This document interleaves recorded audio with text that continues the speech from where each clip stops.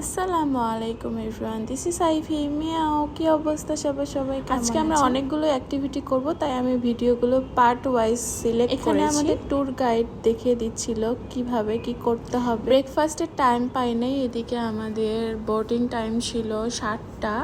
আমরা অনেক লেট করেছি ঘুম থেকে উঠতে। এত ভালো ওরা ব্রেকফাস্ট পার্সেল করে নিয়েছেন। দেশ বিদেশ কোনো হোটেলে কমপ্লিমেন্টারি ব্রেকফাস্ট কখনো পার্সেল করে দেয়, মালদ্বীপেনরা দেয়। ওদের মন অনেক সফট। এখানে 3 ভাগের 1 ভাগে বাংলাদেশি, দ্যাটস ওয়াই আমাদের দেখে শিখেছে কালচারটা। এখানে আমাদেরকে ইনস্ট্রাকশন দেওয়া হচ্ছিল কি করা যাবে কি করা যাবে না। Start to try some dolphins on the way, so we will go to a spot where, which is called Dolphin Lagoon. So if we see some dolphins there, and if we are in the lagoon, we'll be able to swim with them. If ও তো খেয়ে যাচ্ছে, আমি খেতে পারছি না, because আমি রাতে ঘুমাই নাই, ঘুম আসে নাই, অনেক লেট করে ঘুমিয়েছি, তো আমার কিছুই ভালো লাগছিল না। এই যে দুইজনকে দেখতে পাচ্ছেন, ওরা হচ্ছে বাংলাদেশি। মজার বিষয় হচ্ছে আমাদের বোটে একজন সহকর্মী আছে, ট্যুর গাইড আমাদের Bangladeshi. Nurse, shark, shipwreck and luck যদি ভালো থাকে তাহলে আমরা ডলফিনও দেখতে পারি। তো লাক আমাদের অনেক ভালো, আমরা ডলফিনও দেখতে পেয়েছি। এগুলো হচ্ছে ডলফিন। আর সাথে বাংলায় যদি বলি শাপলা পাতা মাছ দেখাটা ফ্রি আর কি। এটা অনেক বড়, এদের লেজ নাকি কারেন্টের মতো কাজ করে, আপনি নাকি স্পট ডেট হয়ে যাবেন। এনিওয়ে, আমি এটার ব্যাপারে খুব একটা জানি না, আমি শুনেছি। আপনারা যদি জেনে থাকেন অবশ্যই আমাকে কমেন্ট করে জানাবেন।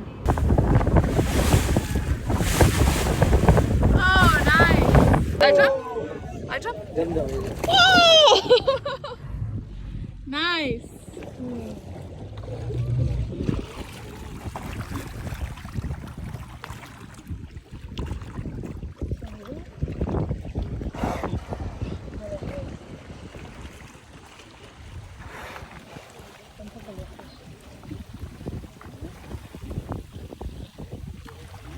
আমাদের যে ড্রাইভার ছিল উনি ভিডিও করতে চলে গেছে, অ্যান্ড এদিকে আমি কিছু পোজ নিচ্ছিলাম। আরেকটা কথা, আমাদের এখানে মাঝখানে ব্রেক আছে, লাঞ্চ করতে যাব আমরা সেন্ট ব্যাংক। ডে লং অ্যাক্টিভিটিতে যারা আসেন সবাই সেন্ট ব্যাংকে গিয়ে লাঞ্চ করে। আমাদের এখানে লাঞ্চ ইনক্লুডেড ছিল অ্যান্ড স্ন্যাক্স ইনক্লুডেড ছিল না।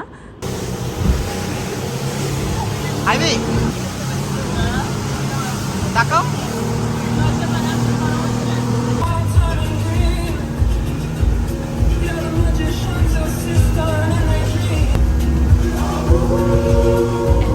বেশি এই মোমেন্টটা এনজয় করছিলাম, আর ওরাও অনেক ফ্রেন্ডলি ছিল।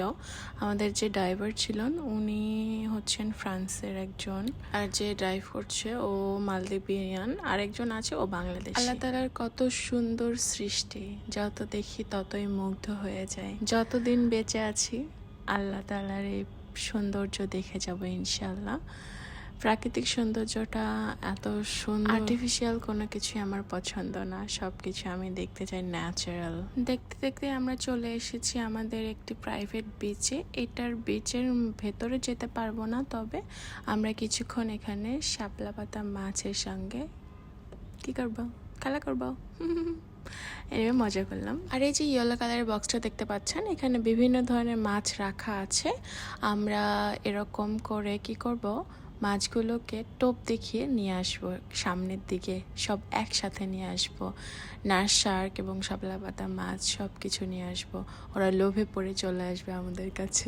আর এই যে দেখতে পাচ্ছেন নদীর পেছনে অনেক বড় একটা লেজ, এই লেজটা দিয়ে যদি আপনাকে ঝটকা না দেয় তাহলে কিন্তু আপনি অনেক বেশি ভোল্টেজের শক খেয়ে মারাও যেতে পারেন, ইনস্ট্যান্ট ডেথ হয়ে যেতে পারে আপনার।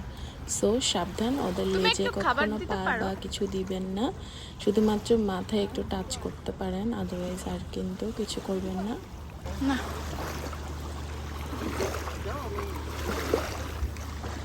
ও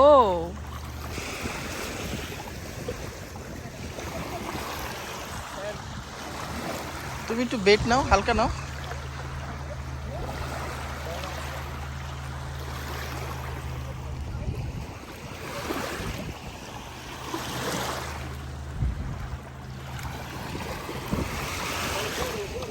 উপরে উপরে উঠ।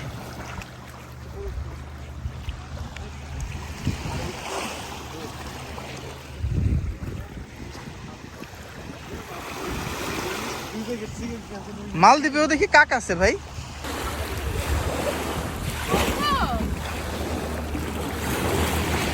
হালকা উপরে মানে